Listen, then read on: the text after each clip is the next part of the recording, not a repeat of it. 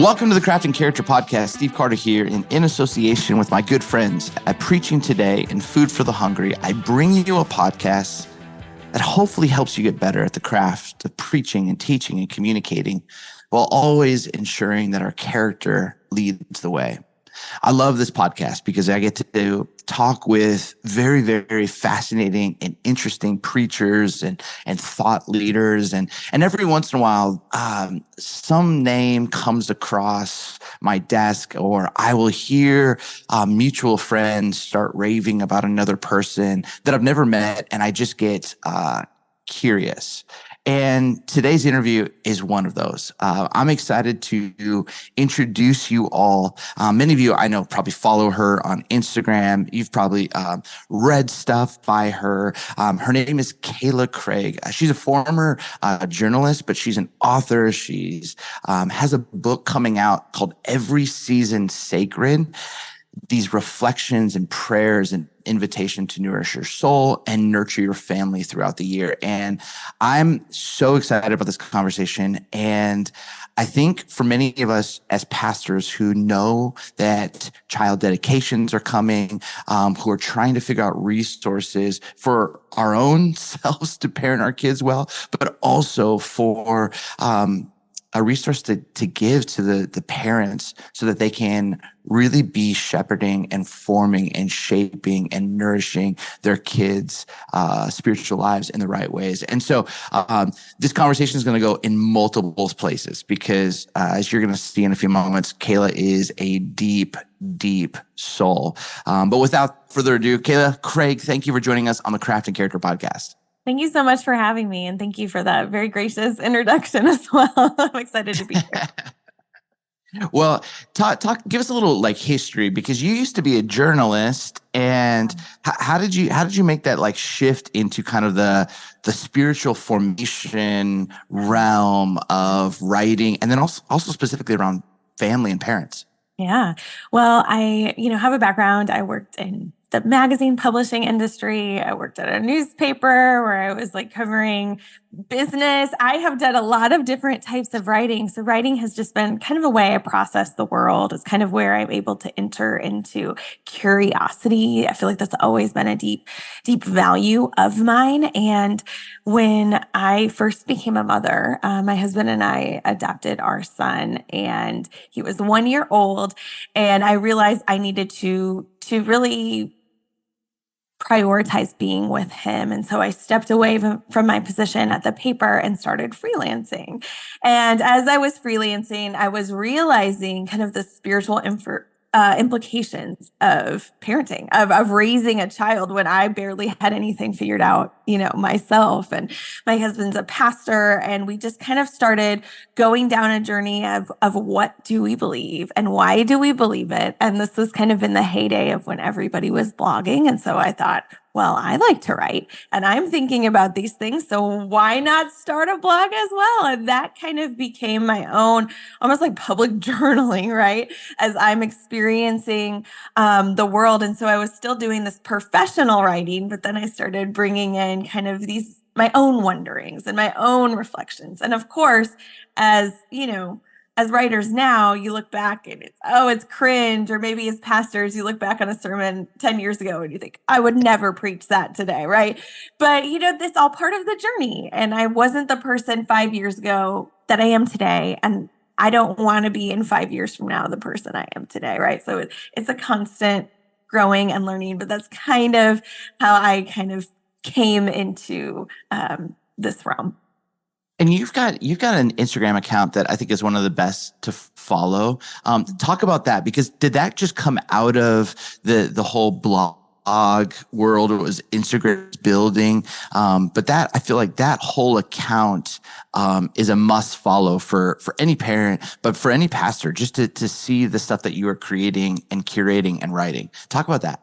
Yeah, thank you. Well, I started at the beginning of 2020.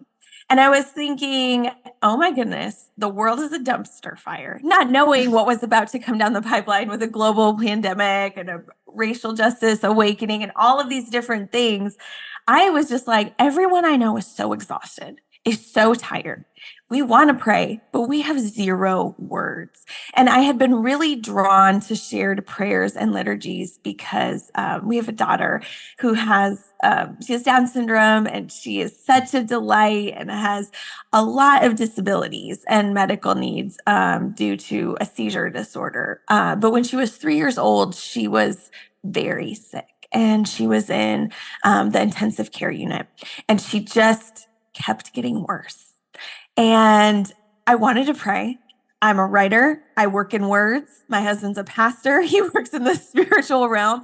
And I was just flat out, and we had people saying, like, we're praying for her. And it just felt so empty. Like, I just couldn't connect with God because I had so many wonderings, and I was just in so much deep sadness. And it was like the machines were beeping around me, and we couldn't even move her little body without everything like spiking. And it was awful. And we had 3 boys at home. And so we were trading back and forth between the hospital and home.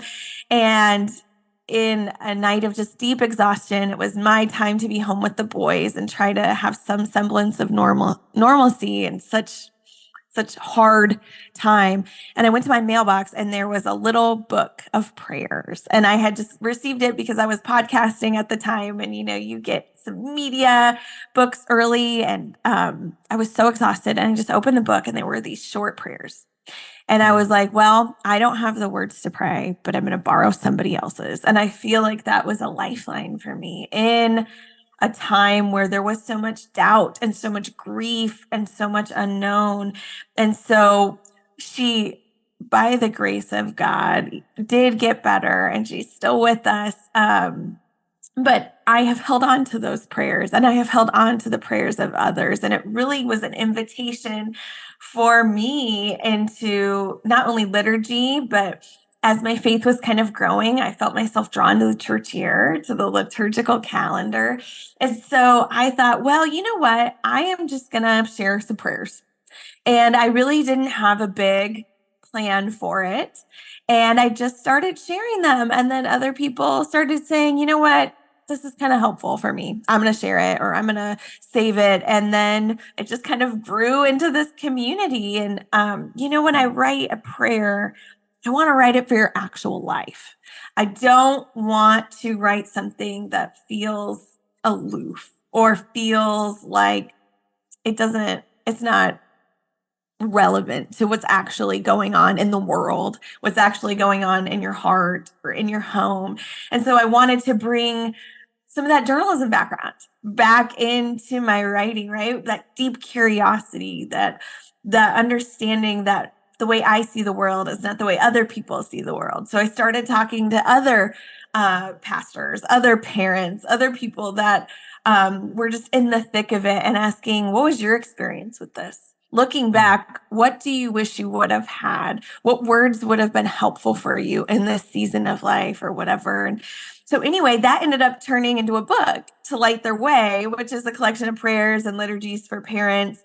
And now I have a new book. So it's been a beautiful, messy journey. I love that. I often wondered, I was like, man, when Liturgy for Parents came out, like, I was like so curious. I was like, what was I kept hearing about it, and I feel like I was, like all things, a little bit late to the game, but I found myself just like, man, I wonder what started this. But to see the following, to see that, that crew, they are, you can tell that people are like in it with you.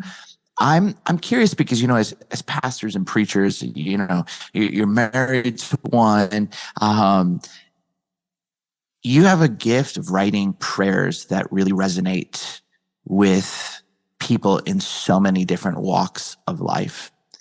And, sometimes when we preach, we can, it feels like we're almost having throwaway prayers. I don't mean that for, I'm not throwing shade on any pastors or anything, but then I read prayers by you and by others, and there's such a, how did you see me and you don't even know me? You know what I mean? And I think it's part of the gift of prayer is reminding people that God sees you Yeah. in the midst of whatever you are walking through. It's the power of Emmanuel, God with us. Yes. When you're writing, would you mind like almost like taking us into wherever you're, I mean, do you write on a park bench? Do you write in a chair? Do you like, what's, do you write and scribble? Like how talk about that? Because I think for pastors, um, how to maximize the power of the phrases of these prayers. I think there's something that we can learn from you, someone who's so grounded formationally, someone who's so gifted journalistically and thoughtfully, but also makes these prayers so accessible. I mean, to light their way, it was just powerful, just so rich and deep. Would you mind just sharing a little bit about that process of, and how you do what you do? Yeah, thank you. I think first it starts with paying attention, right? And that's a spiritual practice of paying attention, of actually being awake to the sorrel of the everyday life, to be awake to what's going on in your community and in your country, global, like being awake, paying attention takes some intentionality. And so I think when I'm really in tune with the Spirit and I'm really walking with the Lord, my writing comes out of paying attention to, very literal things going on around me, the details of that, turning off my phone and actually hearing the sound of leaves crunching under my feet, actually being aware of the nuance with somebody when I'm talking to them and, really reading their face and seeing what's going on with them. And so I think that is so key. And I don't always pay attention, right? We don't always get it right. But in those moments when I feel like I am kind of in step, it comes out of turning off distractions, being cognizant that I have noise in my head and I need to just take a breath, right? Have a breath prayer or just literally exhale. And then entering into that work. And that work tangibly looks like all of the above, all those examples that you said. It looks like grabbing a marker and writing on the back of an envelope. It looks like sloppy scrawl in a notebook. It looks like grabbing my phone and scribbling something in my notes app. It looks like a messy Word doc that only makes sense to me, right? So it's a continual process. Yeah, yeah. How often does your husband go, "Hey, I got to close for this sermon. Can you help me with a prayer? Can you?"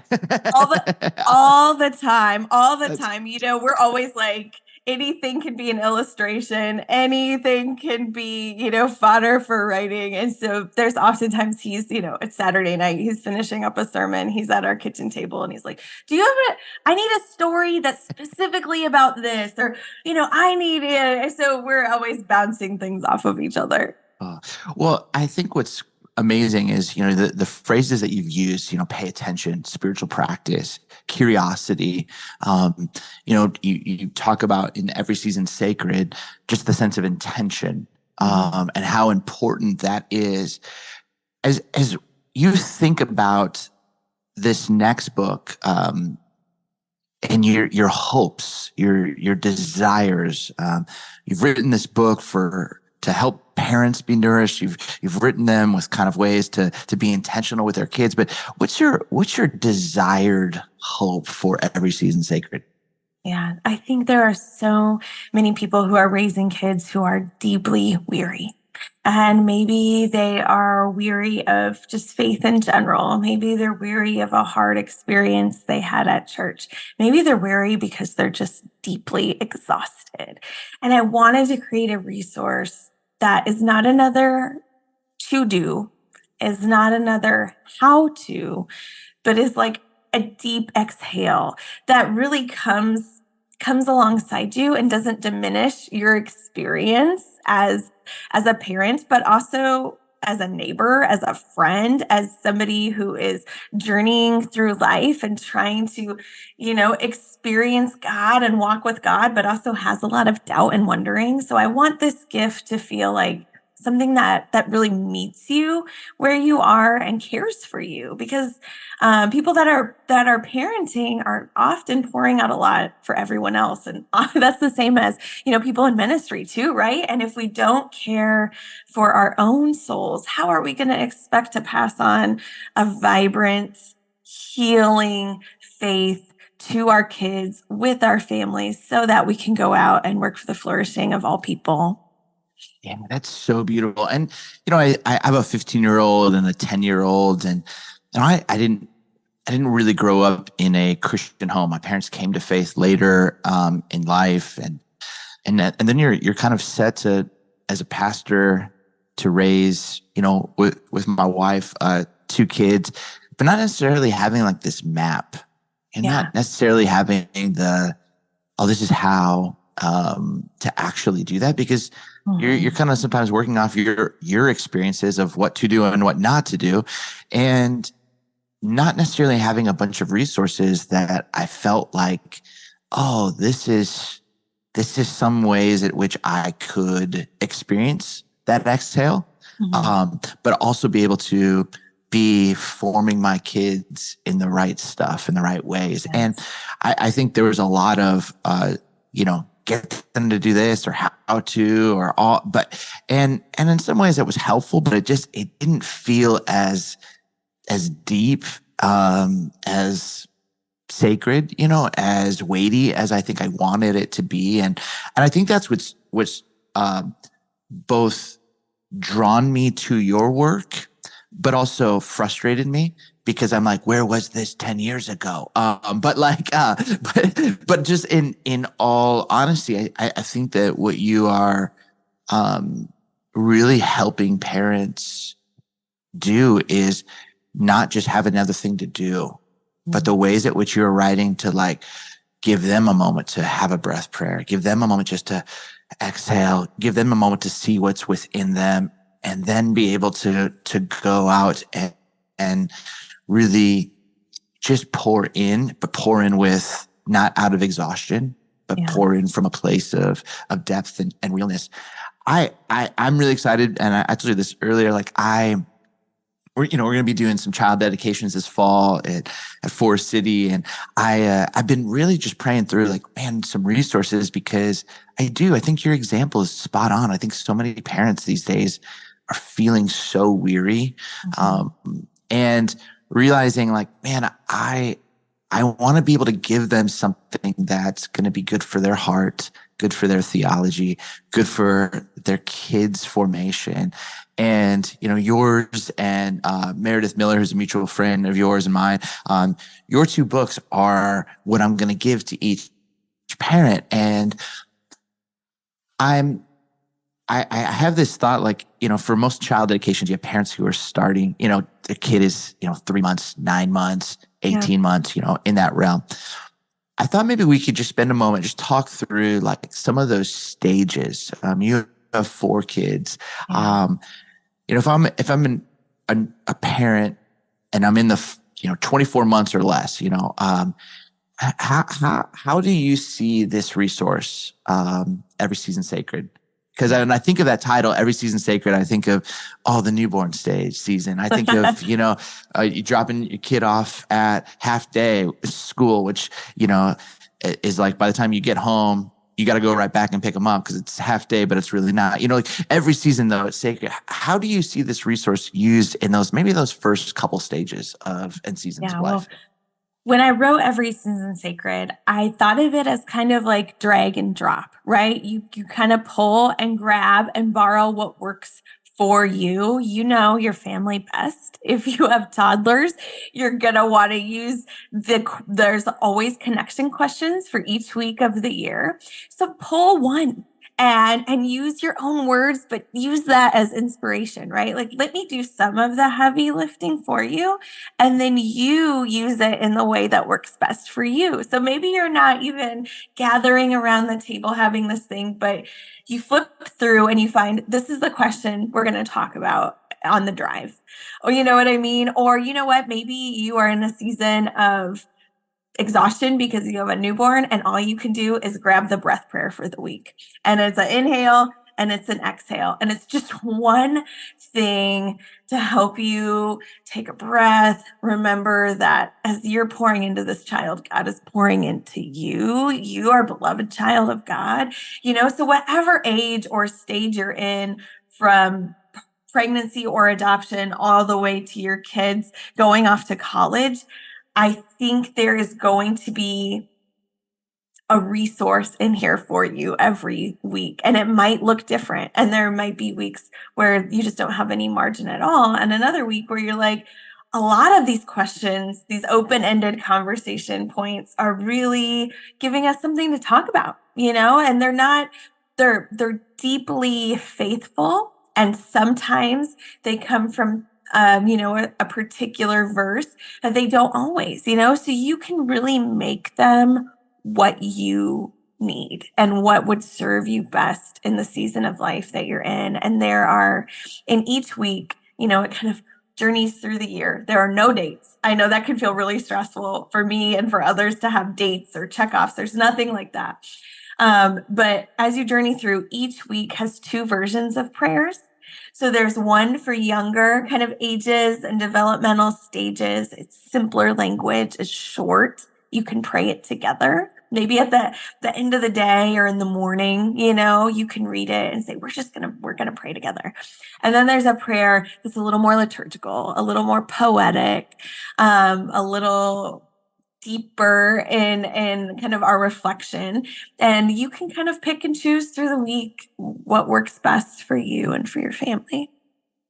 I love that. I love the non-pressure of dates and checkoffs. I think it's in the invitation of the open ending, and hey, we're my family's in a different season than your family's in, but requires a different question or different prayer.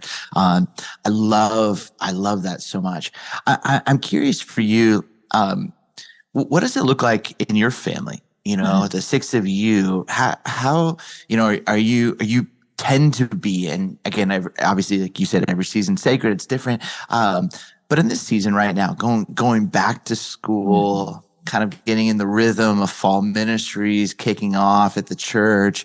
Do you tend to all be more morning people, more come around the dinner table people, more end of the day? Like, what does that look like for the Craig household? Oh my gosh, it looks like 100% chaos. Like exactly like you said, there's so much going on. So it's how do we kind of integrate faithful rhythms in the life that we're in right now? Because we don't always get to choose when my 10-year-old has soccer practice. We don't get to choose when my, 7th grader has an event at school, like there are things going on as we live our lives. So how are we pulling in thoughtful conversation? How are we pulling in kind of those unforced rhythms of prayer in our actual lives?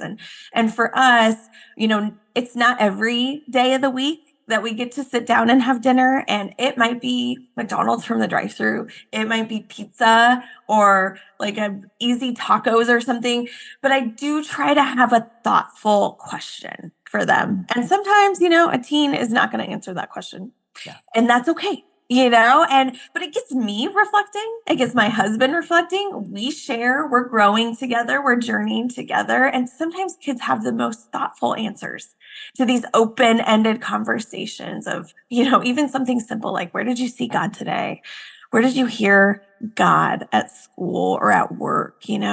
What are the struggles that our community might have? As we go into fall, there's a week that's kind of exploring the theme of belonging. And so we might ask a question like, when did you feel like you most belonged this week? Or when did a person help you feel like you belonged when you weren't feeling that way? And how can we make our neighbors feel that they belong. And, so we have maybe one question at dinner, and we do a different question every night on the nights that we are eating together. And there's some semblance of everybody around the table. And there's usually somebody, running around, or my daughter that has disabilities is just verbalizing.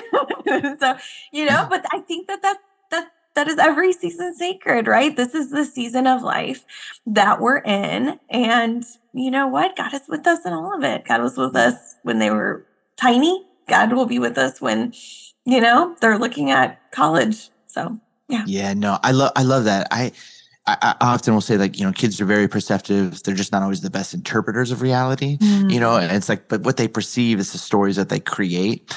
And then sometimes it's like what they perceive, and then they start connecting dots, and they're like, oh. And I had a moment recently, my son and I, we were driving into the city, go see a concert, and I think he was kind of like thinking through maybe what he had perceived or thought, being a pastor's kid would be. And, what certain things would look like on the day to day. And he said something, he said, I feel like, I thought it was going to be one thing, but I realized, like, when, you and I, Dad, are together, you, Mom, and I are together, like, there's questions you are asking that I'm realizing how much are shaping me, and conversations that are helping me really wrestle with what I think about. And he started, talking about stuff that's going on in his high school.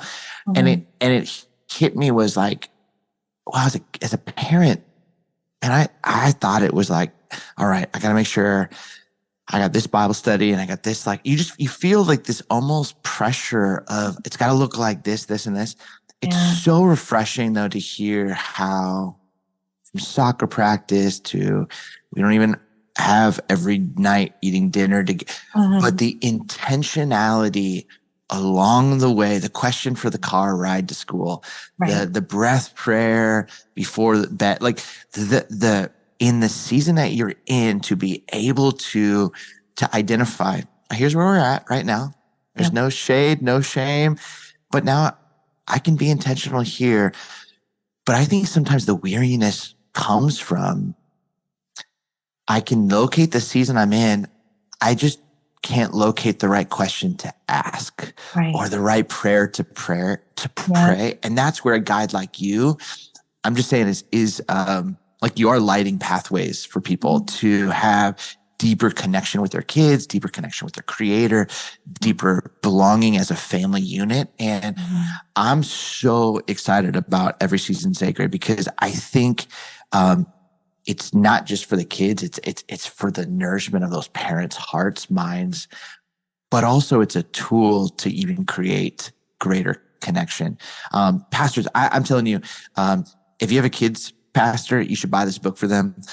If you do child dedications, join me. And I would consider buying this as a resource, for each of your parents. I mean, what a gift to have parents who are, just lighter, more present for their kids, whose hearts are being nourished. I mean, what that will mean for the child, what that will mean for your congregation, what that will mean for their own heart, mind, and soul. But please check this resource out. Follow Liturgies for Parents. Like, it's unbelievable on Instagram. But Kayla, I have to ask you, because you're intentional with your words. Very, very thoughtful, very accessible. And sometimes I think in writing or preaching, you can have a thoughtfulness and intentionality with your words, but it sometimes can be even disconnected from your actual life. Yeah. It seems for me, from a distance, we've never really met in person, but from a distance, there's a just living kind of, there's a formational way that you and your husband have decided to arrange and orient your life in a way where it feels very integrated and deep. Again, that just might be from the outside, but is there can you just talk about that? Because I don't know. I feel like the stuff that I'm seeing that you write, it's profoundly deep. It's profoundly spiritual. It's weighty. It makes me see the kingdom of God in such rich ways. But it also like it feels really connected to the soil, to the earth, to the pain, to the grief, to the weightiness of what's happening in our world today. And that doesn't just happen. It feels like it's true of you and your husband. Am I reading that right? Well, we're not getting it right all the time, but I think that's what we're hoping to enter into and walk rhythms where we're not just, navel gazing, right? We're not just like contemplation and like spiritual nourishment is so important. And then there's a component of like actionable, getting out and actually loving our neighbor, And so I wanted to create something, and I wanted to actually, live it out as taught, not taught, right? There is an element of that. And so my kids can hear me say every day that our values stem out of compassion and care for our neighbor and, working to come alongside those who are hurting or marginalized or unseen in our communities. And if I just say that, it's just like a gong, right? Those are just good sounding words. And so I want to, not only have conversations with my kids about, God's deep, deep love for them, but also what do we do in light of that? And what are we doing right now? And, I talk a lot in the book about how we're being spiritually formed all the time, whether or not we're like purposefully pursuing spiritual formation, So I want to talk to my kids about like, how do we spend the money we have? How do we decide what our jobs are? Are there people that don't have that privilege of choosing their job? Or when we go to the grocery store, could we reflect on how did that food get here? Who grew that food? Who picked that produce? Who stocked the shelves? Just trying to live in more thoughtful, just, kind, compassionate rhythms because of that work that we have done, inside of our souls and together as a family. Man, I love that. I think that kind of shaping for your kids is just going to help them see more as God sees, and feel more as God feels. And that's that kind of shaping. And I love how you said that we're all being formed. We're all being discipled. We're every single moment of every single day. And,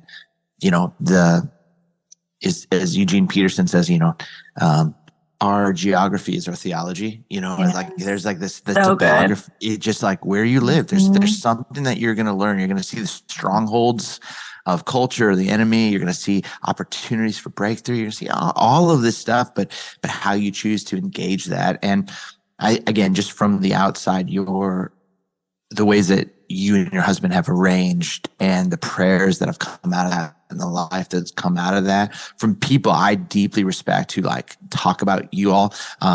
It's thanks for not just writing great prayers and great books, but really thanks for living a life where these prayers can just even almost be lanterns for so many of us to continue walking forth in ways of shaping our kids and shaping our hearts in the right ways.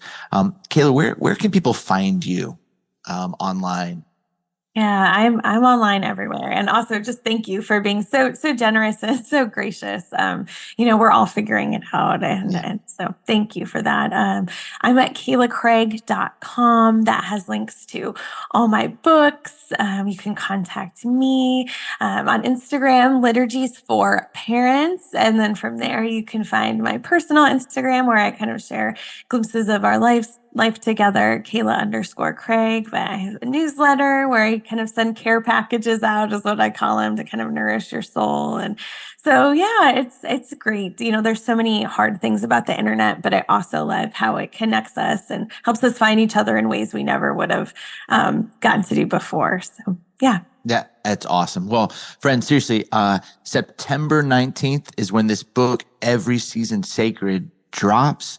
I just can't recommend it enough. I think if you have a family member who is a parent, and we all need better resources as parents, but not just resources for our kids, but resources for our own hearts.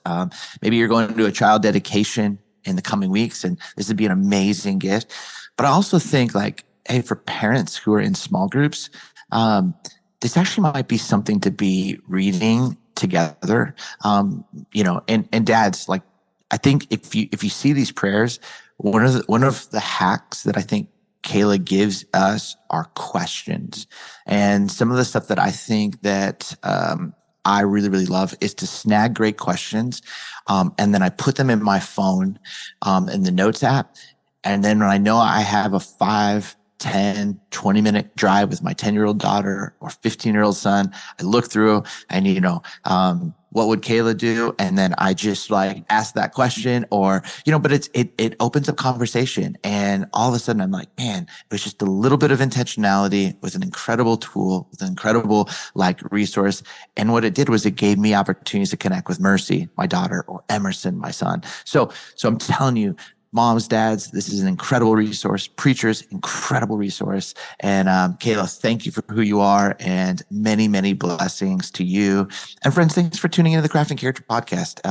You know that Preaching Today always wants to serve you. Food for the Hungry wants to help you engage with the global issues of our day.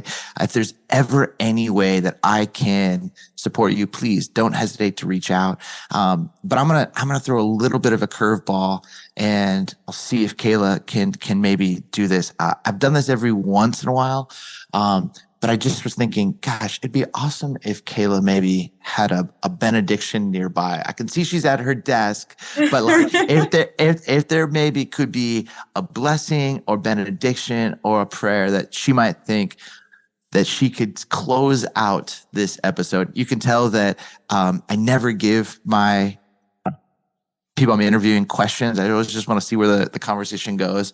But I thought, man, to have her here might be an awesome moment. So if you wouldn't mind. Well, this is, I always got a benediction in my pocket. So thanks for winding me up. Okay, so this is a benediction for passing on our faith. And I wrote it inspired partly by Meredith Miller's book, Woven. So I will give this blessing to everybody as we go out. As you raise your children, may you rest in the truth that God has chosen to dwell in us and among us. In your worries, may you be reminded of God's all-consuming love, which doesn't leave your kids, even when they wander, even when you're unsure of what to say or what to pray. May you remember that in Christ, every moment is an invitation to a holy homecoming. May you and your family accept God's tiny invitations of grace in your ordinary lives. As you navigate busy seasons of life together, may the Good Shepherd help your children to be found, known, and loved by the one who cares with kindness and compassion. And may all your life, your fantastic, dirty, messy, holy life, be a prayer. That's beautiful. Thank you. Thank you. And may that be so for all of us, my friends. Grace and peace.